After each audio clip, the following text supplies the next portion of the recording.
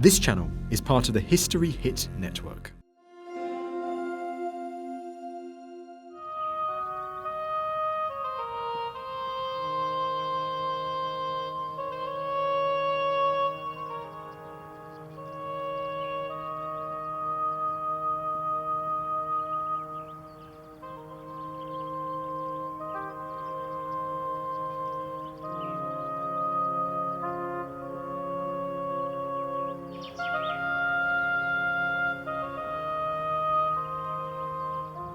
Most people's impression of East Anglia is one of rural bliss, untouched by the ravages of war, industrialisation and urban sprawl.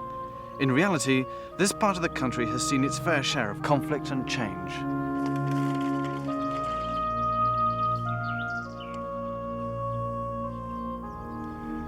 Since the days when this was the ancient kingdom of Anglia, the people who lived here have had a long and complex relationship with the crown and regal authority. Just how long was revealed here at Sutton Hoo, when the oldest royal burial site in Britain was discovered.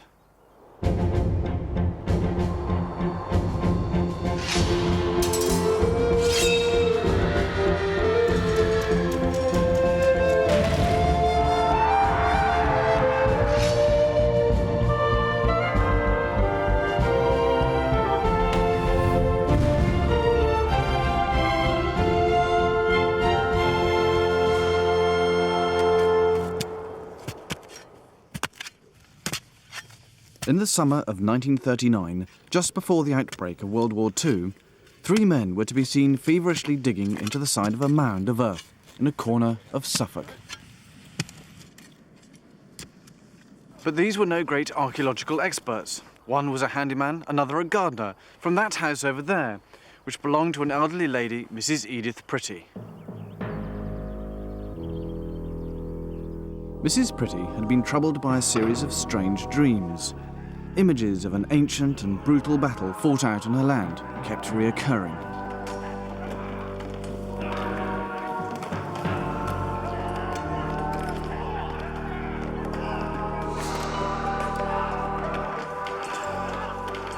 She was convinced that here was the final resting place of a great warrior.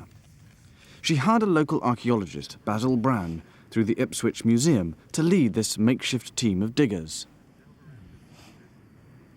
Near the entrance to the field at Sutton Hoo near Woodbridge, they made their first major discovery.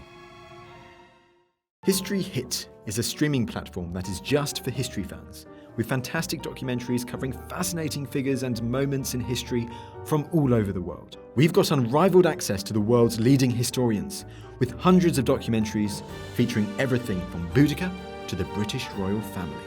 We're committed to bringing history fans award-winning documentaries and podcasts that you cannot find anywhere else. Sign up now for a free trial, and Real Royalty fans get 50% off their first 3 months. Just be sure to use code REALROYALTY at checkout. Throughout the course of the dig, Brown had kept a diary, and at one point he recorded, "At about midday, we found a small piece of iron. I immediately stopped the work and carefully explored the area with a small trowel. This could be a major breakthrough." Thinking that it might have been a rivet from an ancient wooden ship, the team were encouraged to start work on a new trench. Now, he started on May the 9th, and they dug the trench. They're at ground level beneath where we are. And on May the 11th, just 2 days later, a very dramatic moment occurred when Mr. Jacobs, the gamekeeper, spotted something in the ground. It was this clench nail. Reaching down, he sort of yelled to Basil Brown, Mr. Brown, I've discovered something." Picking up the nail. "Don't touch that nail," yelled Basil, because he recognised this to be the sort of nail that he'd found the year before in Mound 2, the clench nail which holds together the overlapping timbers of a clinker-built ship. He thought it was a Viking boat. He sent down to the town to get books on the Vikings, and little did he realise this was much more magnificent than a Viking vessel. This was an English vessel, the type of thing that the English had used to invade this country with. With increasing excitement, the team dug towards what they presumed was the prow of the ship. A few days later, Basil Brown recorded in his diary the moment they uncovered the whole boat. Friday, 19th of May. This is a tremendous job. Mr. Maynard from Ipswich Museum came over and agreed that such a find is unique in this country. Ship burials have of course been found, but not so good as this. This is the find of a lifetime. By chance, two amateur photographers, Wagstaff and Leck, were on holiday in the area. They heard about the dig and recorded all the extraordinary events of that summer on an old box Brownie camera. Gradually it dawned on the locals just what they had stumbled across, and they decided to call in the experts from the British Museum. Carefully they revealed the rest of the site. Within days, they had uncovered the most incredible archaeological find this century, the oldest royal burial site in Britain.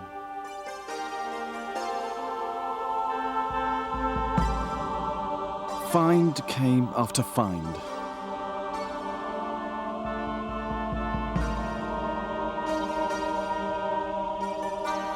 The treasure at Sutton Hoo had laid virtually undisturbed for over 1,300 years. Amazingly, the site and its contents had survived at least two previous attempts by grave robbers in the 16th and 19th centuries.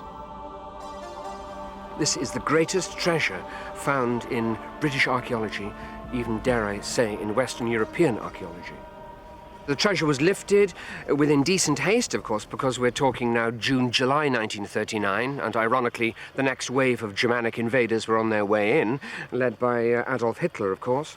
So the treasures were taken away and stored probably in the safest place in Britain at the time, under Mrs. Pretty's bed in the big house. They were made the subject of a coroner's inquest, and it was decided they belonged to Mrs. Pretty, and she gave them to the nation, really in one of the most generous bequests ever to the British Museum.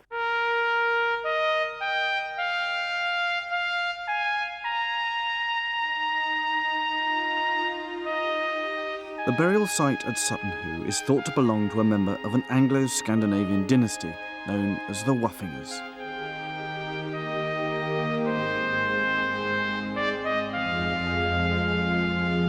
During the 6th century, the power of the Woffingers gradually eclipsed the other Anglo-Saxon tribes.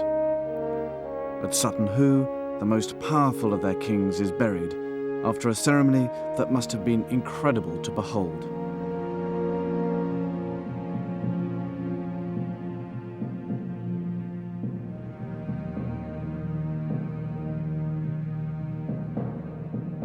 The whole community would have been assembled to witness the start of their leader's journey into the afterlife.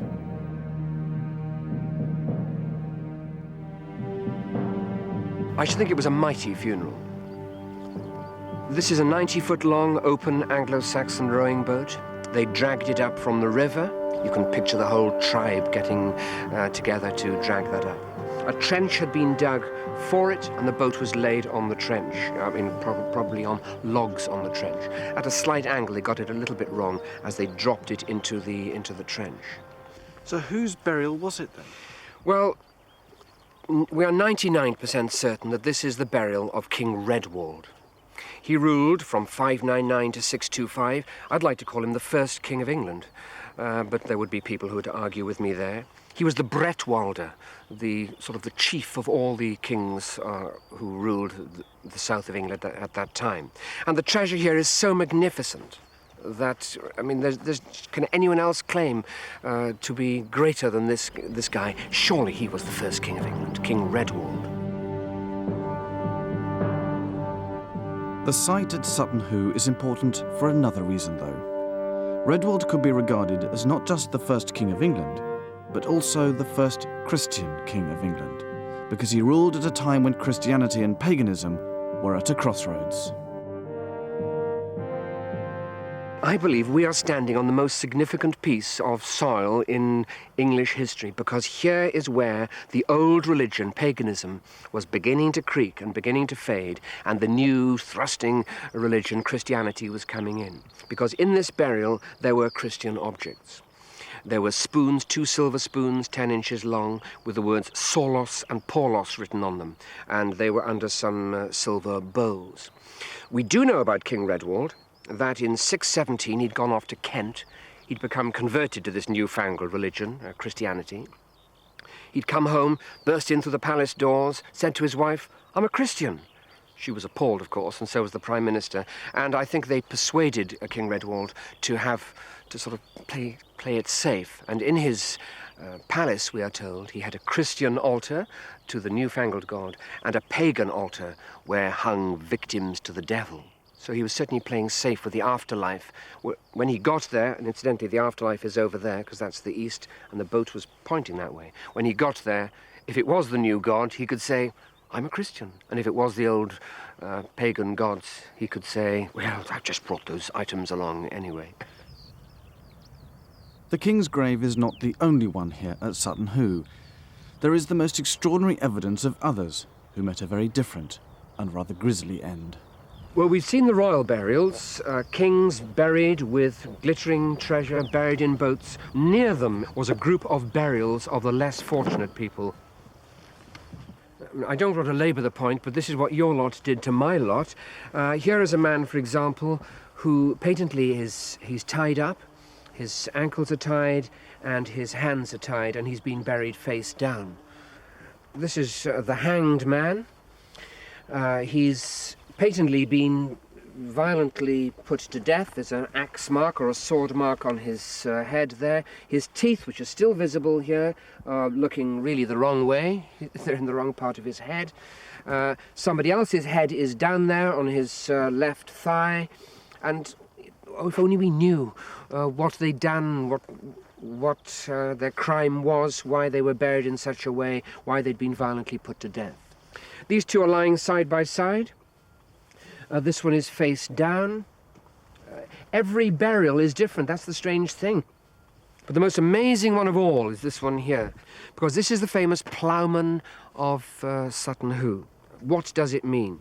Here is a man buried apparently with his plough. His head, a running leg. Look, he's in an absolutely rather elegant running posture with his one arm, two arms, and here is the plough buried with him. It's an absolute mystery. Is this maybe the death throes of a man who is buried alive? Possibly the plough thrown in to shut him up? Was he buried with the king to provide him with his food in the afterlife? I don't think we will ever know the answer to that. It was no accident that the Woffingers selected the area of Sutton Hoo, Woodbridge and Rendlesham as their base. Sutton Hoo sits on a network of rivers that connect East Anglia.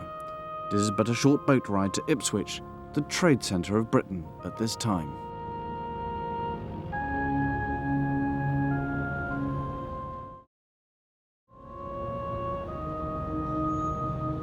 Gipperswick is the old name for Ipswich.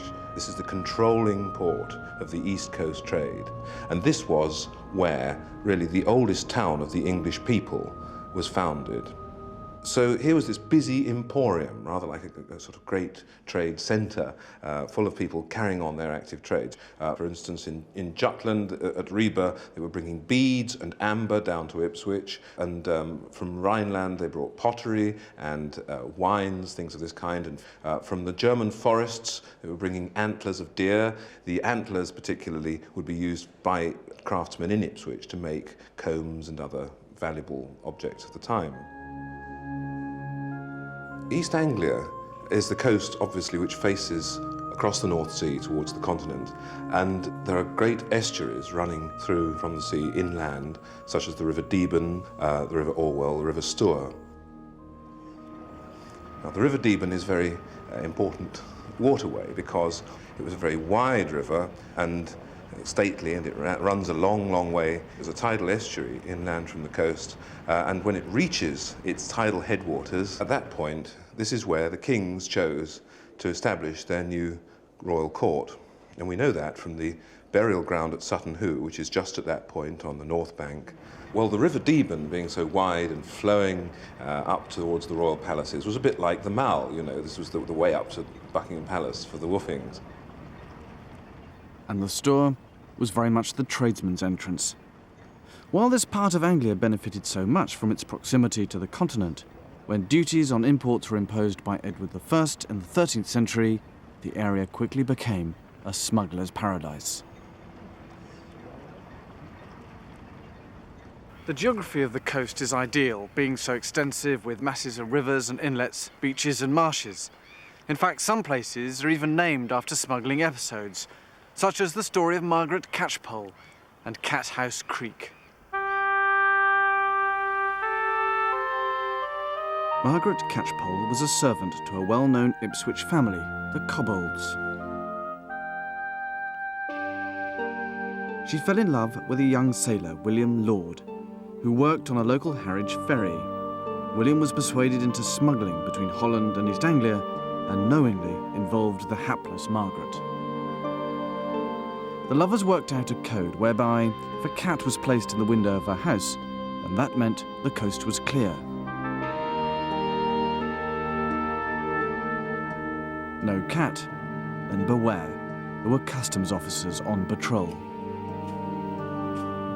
Life was made more complicated for Margaret because a local farmhand, John Barry, had fallen in love with her and wanted to marry her, but she remained faithful to William.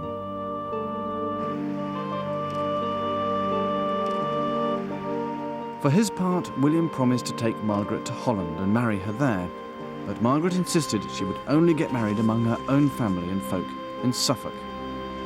In desperation, William planned to abduct her and arranged a rendezvous with Margaret at Cathouse Creek. As she struggled to escape, her cries were heard by John Barry.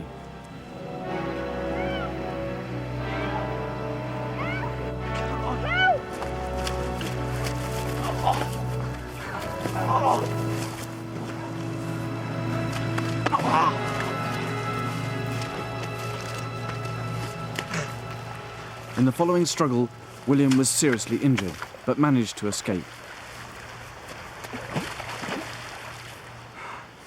Rumours quickly spread that he had died, but Margaret refused to believe them.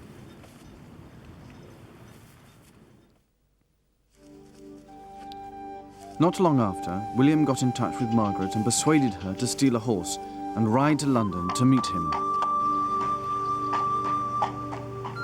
Horse stealing at this time was a hanging offence, and almost inevitably, Margaret was caught. She only escaped the hangman's noose through the intervention of her employers, the Cobbolds, but she was sentenced to 7 years behind bars as a result of her love. William now tried to engineer an escape for Margaret, but yet again his plans failed. William remained free, but Margaret, for her part in the scheme, was sentenced to be deported to Australia. Incredibly, it was there that Margaret met up with her former admirer, John. He finally persuaded her that William was dead, and at long last she married her patient young farmhand. While this is a highly romanticised story, the real business of smuggling was deadly serious and often very dangerous, especially for the outnumbered customs officers. But for centuries, the real beneficiaries of Ipswich's trade have been certain families. King Redwald's family, the Woffingers, were just one dynasty to rule the East Angles, but they were not the last. When William the Conqueror invaded England in 1066, he needed the help of the Norman nobility. The incentive and reward for such a venture was new land. In return for Roger Bygood's faithful service, William gave him this particular corner of England.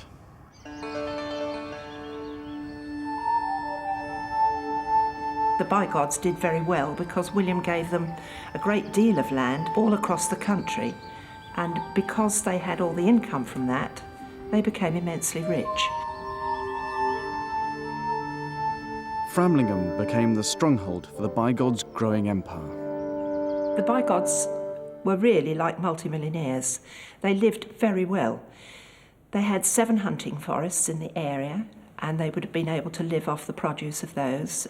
They had their own bakehouse, and they ate 1/4 ton of bread every day. And they also imported the very best red French wine, the equivalent of Beaujolais today. That was brought into Ipswich, where they had their own warehouses. And the people of Old Surm, which is one of the near villages, were sent every year with horses and carts to collect the wine, and they were severely punished if any went missing on the way. The Bigods were regarded as one of the toughest broods ever hatched. They had almost as much money as the king, and they were all the time jockeying for power. And it doesn't seem to matter who the king was. They objected to something that he did, and they were capable of rousing others to join in with them.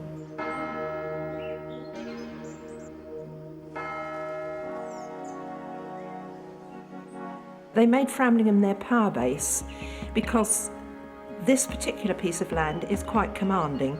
It falls away very sharply towards the river valley.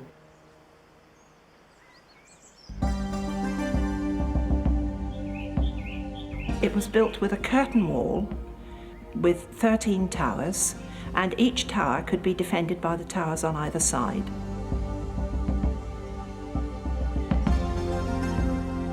Along the south face, which was the face which was most likely to be attacked, there were double arrow loops, which are fairly unusual. And there was only one means of access onto the wall, which was up the spiral staircase. There was just the one spiral staircase. And if they saw the enemy coming, the idea was for the defenders to rush up the staircase, split into two groups, one group to each tower on either side, and across the towers you'll notice they only have three walls. There were no bridges, there were just loose wooden planks. So when the defenders got to the opposite side, they simply threw down the planks to the bottom. And then if the attackers did try to get across, there was a little shelf up above on which there would be an archer to take pot shots at them as they went past. So it was virtually impregnable. With their wealth and power increasing so quickly, the Bigods seemed destined for a turbulent relationship with the crown. Indeed, Framlingham itself changed hands between the crown and the Bigods more than 10 times. Henry II was the first monarch to cross swords with the scheming Bigods. The king built a rival castle at nearby Orford, from where the Bigods' power base could be carefully surveyed.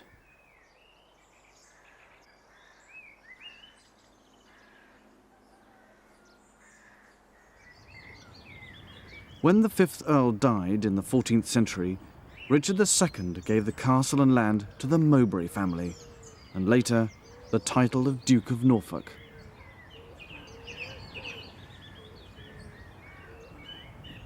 It was soon after that the title and Framlingham itself passed by marriage into the hands of the Howard family, perhaps the most famous and certainly one of the most fortunate families in Norfolk.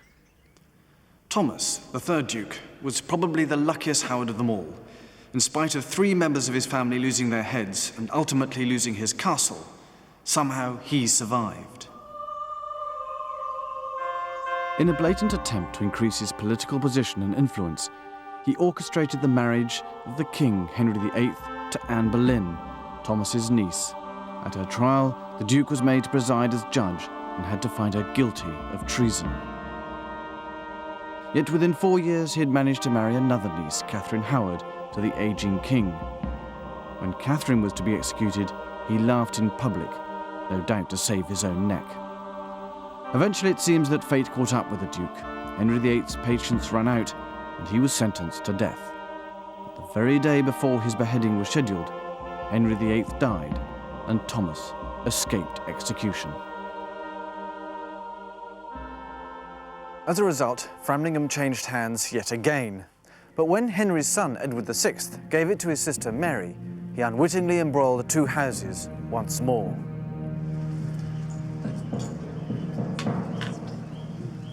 When Edward died, Mary claimed that the throne should be hers as Henry VIII's eldest daughter. Roman Catholics, like the Howard family, rallied to her cause, and a camp of thousands of her supporters sprang up around the castle. It was here, surrounded by her followers, that Mary Tudor learned that she'd been made Queen of England. To reward her supporters, she restored Framlingham to the Howards. The luck and tenacity of the Howards has continued to ensure their survival. In spite of giving up Framlingham and adhering to the old Roman Catholic faith. Indeed, they've retained the title of Duke of Norfolk and still hold one of the most senior positions in the land as Earl Marshal, responsible for organising the sovereign's coronation. The Woffingers and the Bigods are just 2 families who've achieved excessive wealth and power in the region. Both dynasties have undoubtedly benefited from the value of the trade through Ipswich. The conflict of the interests occurred because while the Crown fully recognised the value of the trade, it was never able to fully control it.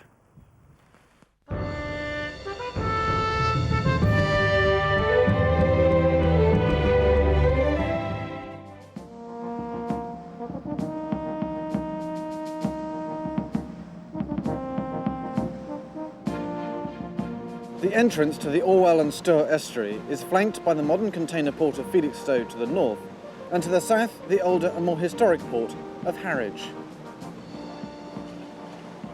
For centuries, though, Harwich alone had to protect the only safe haven on the east coast between the Thames and the Humber, as well as being the gateway to Anglia from the continent. When an ancestor of mine, the Elector of Hanover, succeeded to the throne in 1714, he landed here at Harwich on his way to becoming King George I.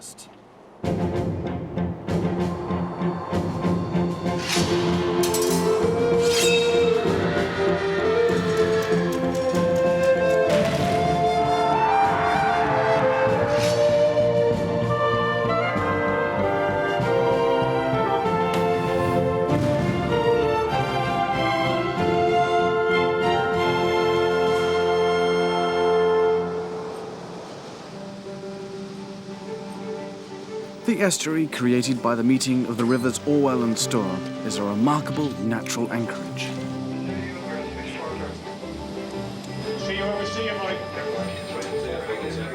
It has always thrived from being so conveniently close to northern Europe and the Hook of Holland and the resulting trade.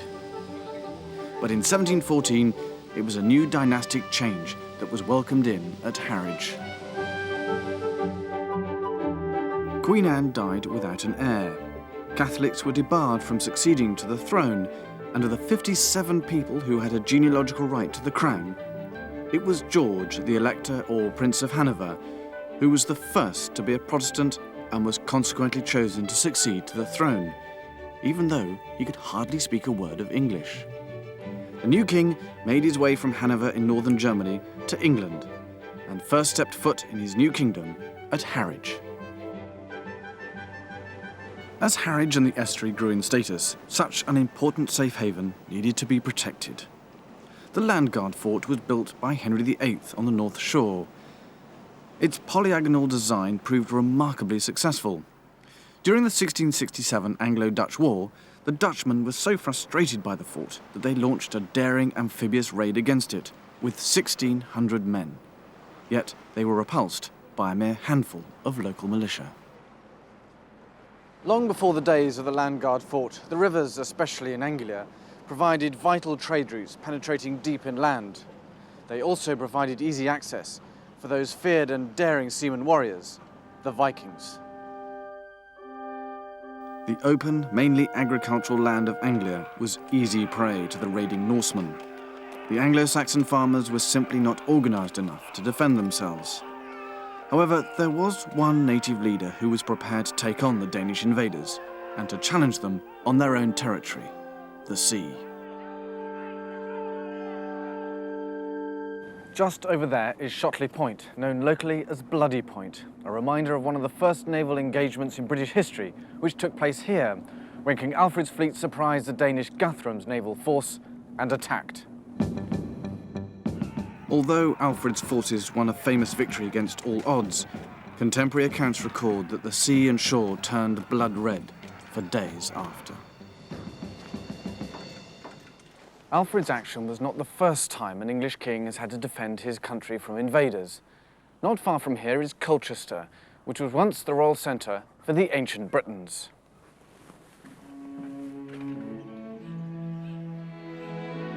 Colchester is best known now for its link with the Romans. It was, after all, the heart of Roman Britain. But before that, it was the ancient British tribes and their kings who chose Colchester as their capital. Not much is known about those tribes or their kings, except for one, Canobalin, better known as Cymbeline. There was a series of powerful kingdoms, and the most powerful of all was based here at Colchester. And the greatest king of all was called Canobalin. He was the first person to be referred to as King of Britain.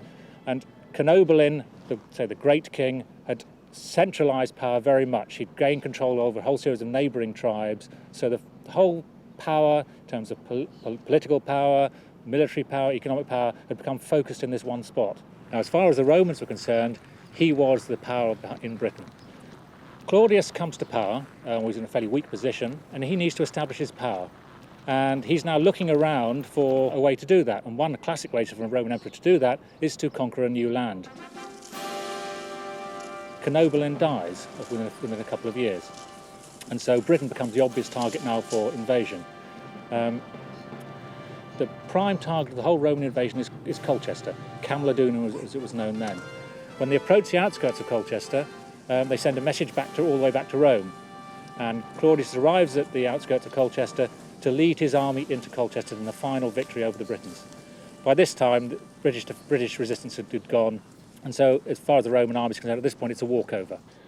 He then immediately declares himself victor of Britain, goes straight back to Rome, and he only left Italy for 16 days. The only time he ever left Italy was to come here to Colchester. Initially, this was the capital of Roman Britain. This was the centre of Roman Britain.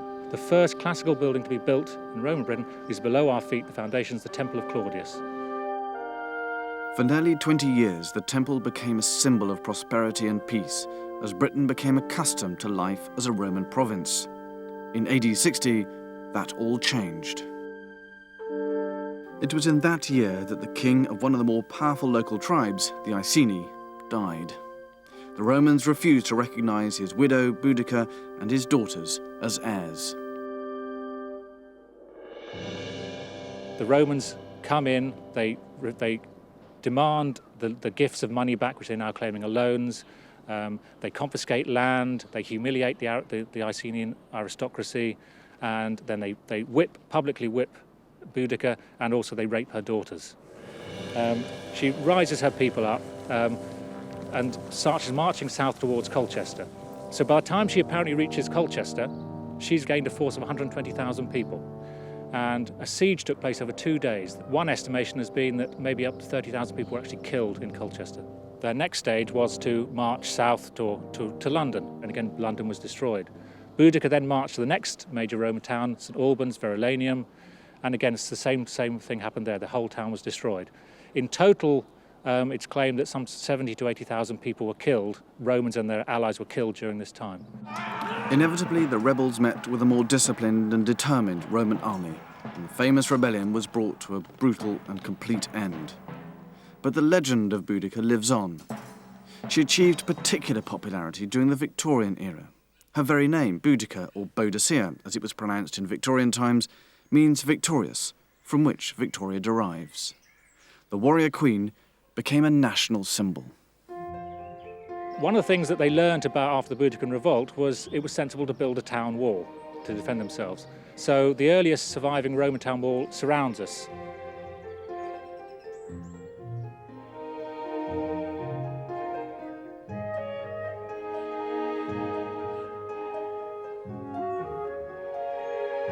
The present castle in Colchester is built on the site of the Roman temple. It was originally Norman, and the keep is the largest surviving in Europe. It was designed by the first Norman Bishop of Rochester, but a clue to its importance is that William the Conqueror's steward was responsible for actually building it.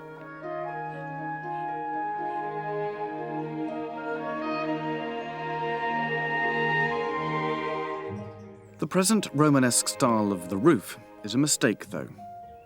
The 18th century owner, Sir Charles Grey, mistook it for a Roman rather than a Norman ruin and made this rather strange addition.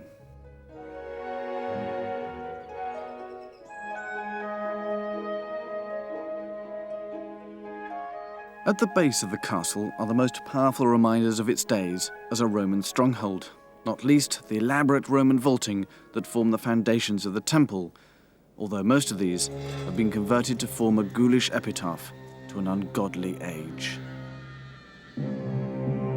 The castle experienced one particularly unpleasant era, when Matthew Hopkins, the witch-finder general, imprisoned and tortured suspects in the dungeons. It was a very, very troubled time. It was 1645. It was in the middle of the Civil War. There's a lot of people who were very, very worried about what was going to happen to them. Families were split up. Some were royalists, some were parliamentarians.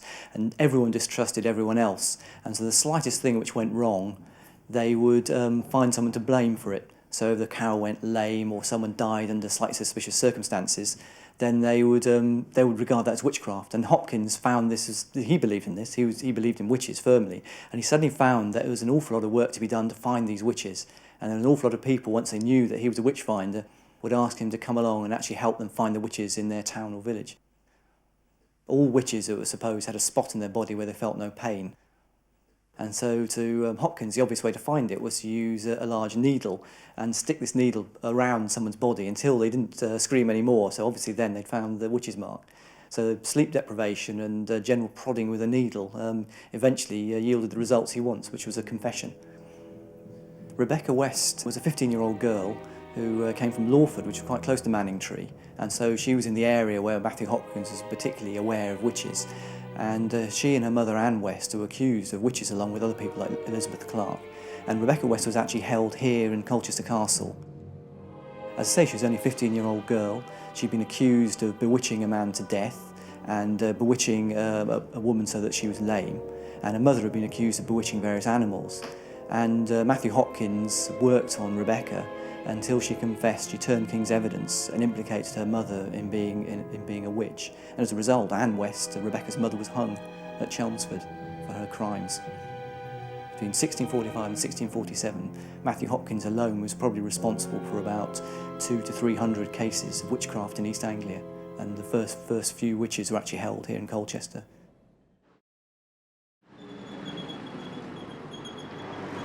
Much of Colchester's history is dominated by the army, as it has almost always been a garrison town. Even today, there are 3 regiments based here. The present barracks were built in 1856 for the demobilising of the Crimean War troops, including a large number of German mercenaries who didn't want to return to their homeland.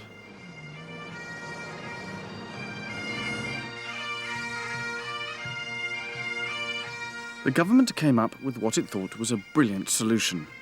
If they married an English girl, they would receive a free passage to South Africa. Within a month, 150 Colchester girls were married to Germans in this church and set off for a new life in the colony. It was only afterwards that someone discovered that the marriages were invalid because the church wasn't licensed. Thankfully, the South African government were able to rectify this little oversight. Back in the 17th century, the town found itself rather more actively involved in military conflict. 1648, it was virtually the end of the Civil War. It was felt to be the end of the Civil War, but there were a few die-hard royalists who raised a force in Kent with the idea of marching on London. They marched on London, but they were beaten back, and so they made off for Norfolk. And on the way, they were tracked by the Parliamentarian army, led by Lord Fairfax, Thomas Lord Fairfax. And eventually he caught up with them at Colchester. The Royalist army only intended to spend a night in Colchester on the way north, but they were caught.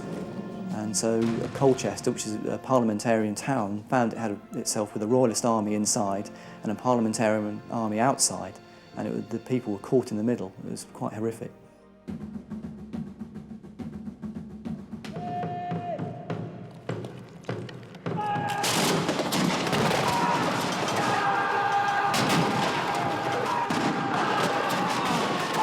The siege lasted for 11 weeks. It started in June and finished in August in 1648. There were a lot of interesting incidents during the siege. Probably the one which it may have given rise to a very popular nursery rhyme was the story of a one-eyed gunner called Thompson, a Royalist gunner, and he set up a gun called a saker, it was a small cannon, on the top of St Mary's Church Tower, and it covered the western side of Colchester. And he was a real thorn in the parliamentarian side. He pinned down all their soldiers. He actually killed one of the best gunners on the parliamentarian side. But eventually, after about a month, Fairfax captured St John's Abbey Gate, which still stands, and he mounted 2 great big cannon on St John's Green, from which he had a clear shot at the St Mary's Church Tower. Blew the top of the tower off, killed Thompson, destroyed his gun, and so in a sense Thompson and his gun had a great fall, and it's maybe the origin of the nursery rhyme Humpty Dumpty, because all the king's horses and all the king's men couldn't put them back together again. The church has since been repaired, but not in time to save the royalists, who surrendered, and their leaders, Sir Charles Lucas and Sir George Lisle, who were shot near the site of this obelisk in the grounds of the castle.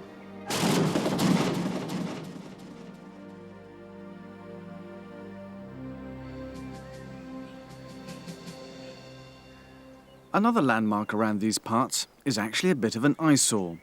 This huge water tank is the cause of a well-known colloquial expression. Such was the outrage of the local vicar, whose rectory it completely overshadowed, that he referred to it in a public letter as this tower, this monstrosity, this jumbo. And jumbo was the name of a London Zoo elephant, which had recently made the news when it had been sold to the American circus owner J.P. Barnum. And it's thought this is the first time the word entered popular use as an adjective. So the next time you fly on a jumbo jet or see something described as jumbo, you'll know where the expression came from. However, peacetime landmarks are few compared with the scars left by war, and this part of Anglia is no exception.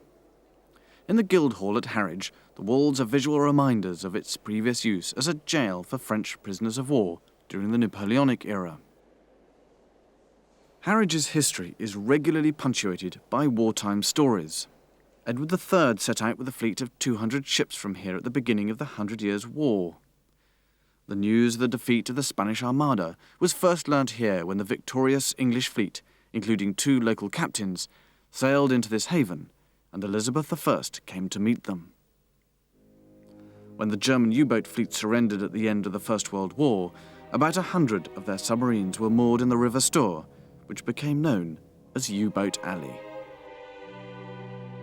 The menace of the highly successful U-boat is especially poignant in Harwich.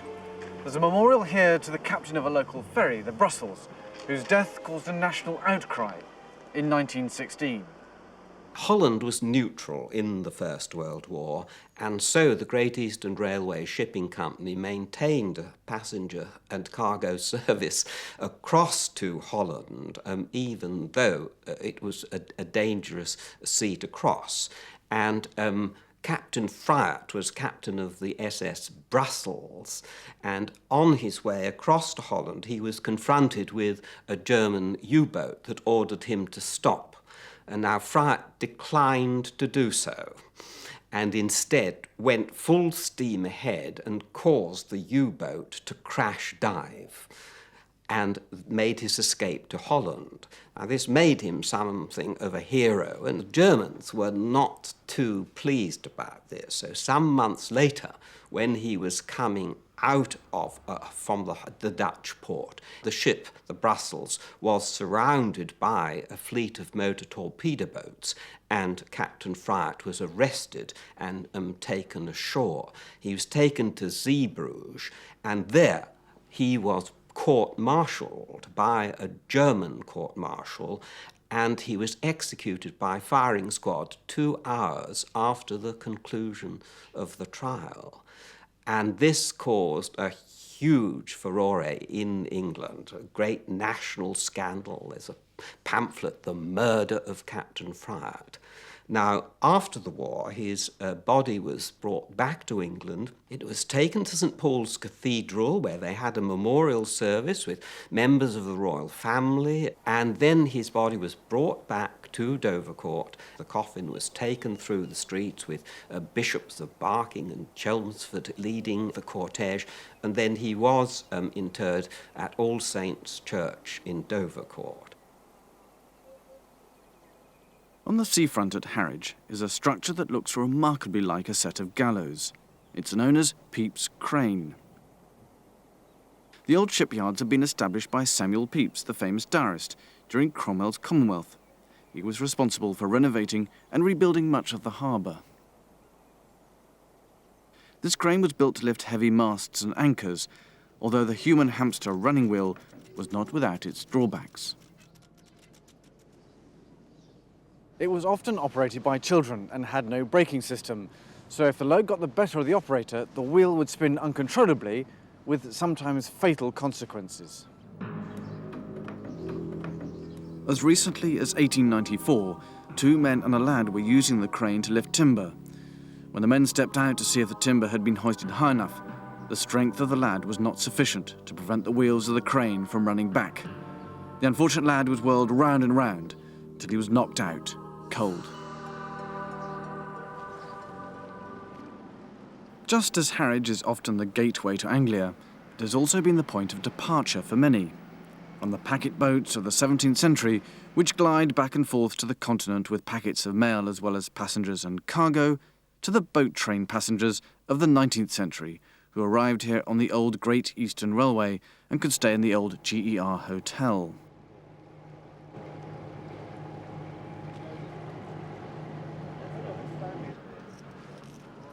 With all this shipping activity, there is a constant need for navigation aids, regulations and safety standards. Harwich is the home of Trinity House, the body responsible for maintaining safe passage for ships in English and Welsh waters. Trinity House was given this role under Royal Charter by Henry VIII way back in 1560, and even now, the Duke of Edinburgh is their master. Trinity House vessel Patricia is the latest in a long line of specialist ships.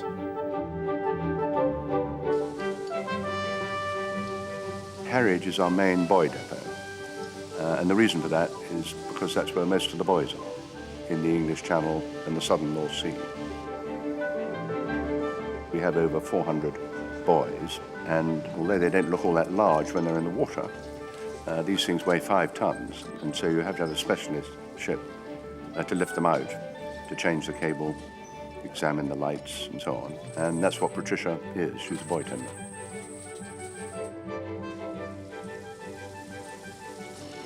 It all started about 500 years ago, really, when a group of mariners were granted a royal charter by Henry VIII to regulate the pilotage of ships in the King's streams. And it progressed from there. About 50 years after that, Queen Elizabeth passed an Act of Parliament allowing us to erect beacons. And so by the middle of the 17th century, there were no maritime affairs in which we were not really associated.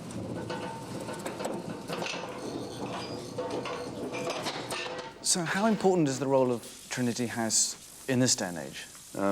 Vital. In spite of the modern aids to navigation like satellites and GPS and all the rest of it, we did a study last year and went out and asked the users whether they still needed buoys and lighthouses, and the answer came back loud and clear, yes they do. One of the reasons you need all the buoys is, of course, in the English Channel, you've got the sands shifting all the time and the banks moving, and so we've got to move the buoys in line with them. And also things like the modern high-speed ferries, they do need to have something they can look at. They can't do it all electronically. They like to see something they recognize.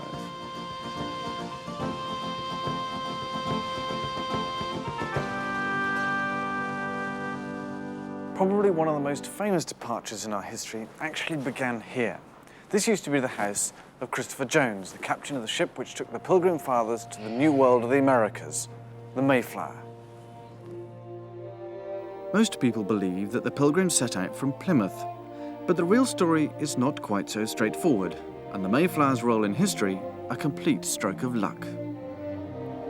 The Mayflower was actually built here in Harwich, and many of the original Quakers came from Anglia before settling in Holland in the hope of finding religious freedom and tolerance.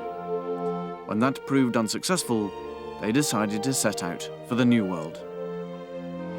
The expedition set sail from Southampton, but after 200 miles, one of the vessels, the Speedwell, sprung a leak. They made for the nearest port and arrived at Plymouth. Here, the Founding Fathers, as they became known in America, abandoned the Speedwell and combined everything and everybody on board the Mayflower.